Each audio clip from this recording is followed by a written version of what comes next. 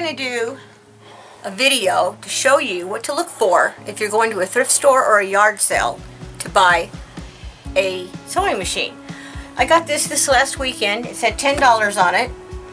They don't have the top for it because this is supposed to have a box over it that fastens down. And so I offered them $5. It was sold. The things that I look for, well, it was still threaded. And this is not bent. This is the little hook thing for the tension. And it was not bent. It's in perfect condition.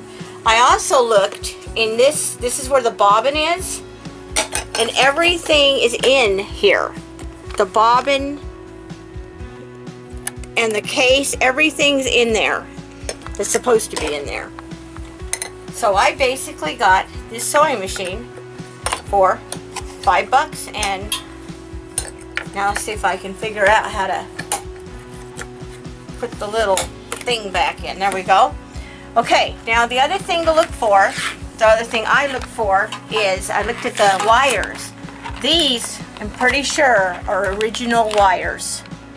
But if you look at them, they're not frayed, broken. I mean, these are in, you can tell this is old. These are in good condition. And if you can tell, you can see that this is filthy. I did not even wash it yet because I wanted to see if it would work. So this is going to go on the floor because that's what you push when you make it work. Okay, it looks like it's a little bit tangled up,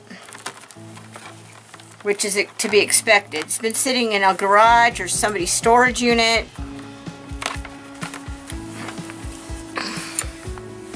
So when you plug it in, if it makes any sparks, smokes, anything odd, you immediately unplug it. And I've actually already plugged this in once to make sure that it was okay. The next thing I'm going to do is, it's already threaded, and the light on this machine is actually in here. And this, I've never had one that's inside this little cubby hole thing. Very awesome. Did you get to see that? Yeah, it's inside here. So I figured out that, oh, I guess this thing hooks right here, which I didn't know when I threaded it. Because I don't want to get the thread into this little door. That would not be good. Now I can turn on the light. The light works. Nothing's smoking. And then I'm just going to, and this is a piece of scrap cloth. Sounds really good. Now if you look at this, that is perfect stitching. This almost stitches better than any other machine I have. And look at this on the back. Perfect stitching. I mean, you can see each little individual stitch. I have pink on the bottom in the bobbin, and I have blue on the top. So you can actually see this stitching really well. This was a find of the century. It works perfectly. It's a zigzag, which I don't use much, but you can tell it's really dirty. The very first thing I do when I get a machine like this is I will get the oil out. If I get the top off, and then you put a drop of oil in each one of the holes on top. Because of course, if it's been sitting, it's going to need to be oiled. It sounds really good.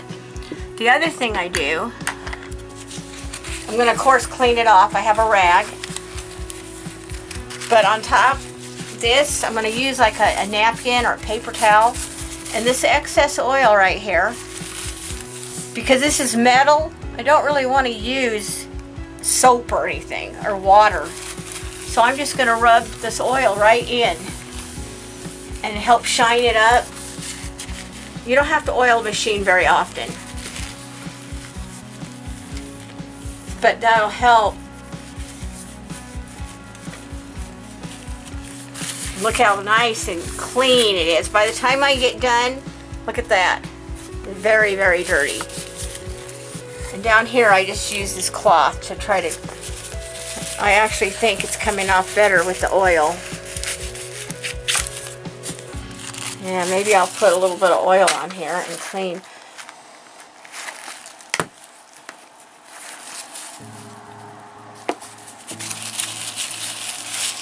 I don't even know what these little knobs right here are for. It says sew and darn. So this sewing machine must do something really cool.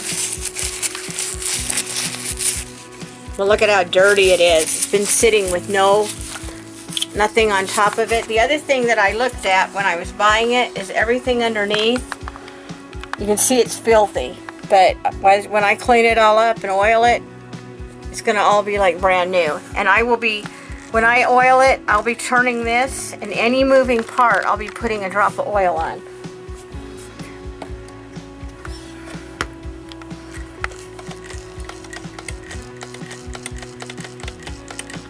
Except, of course, the bobbin. I don't want to get my thread dirty. And if you get excess oil, it's not going to hurt anything. But the same is in here. I don't think you can see. Actually, I'm going to get this little rag and just kind of wipe some of the dirt off. But the same in here. All these moving parts. Little drop of oil. Now, I wouldn't want to sew anything really good on this for a little bit until this is all oil. All the oil gets down in there. But you can see where all these moving parts.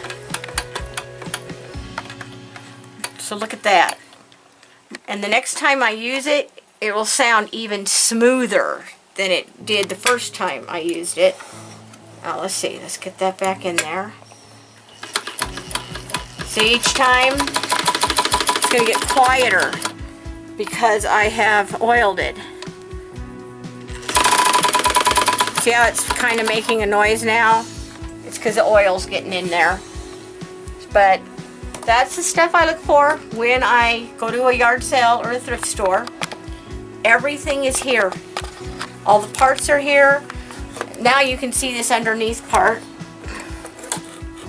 All of this stuff's here. And this was a really neat find. And it's actually the very first kind I ever had was a Dressmaker. Not this model, but... And then this is where you thread it. I will be doing another video showing you how to thread it. But this is just basically what to look for when you're buying one at a thrift store or yard sale.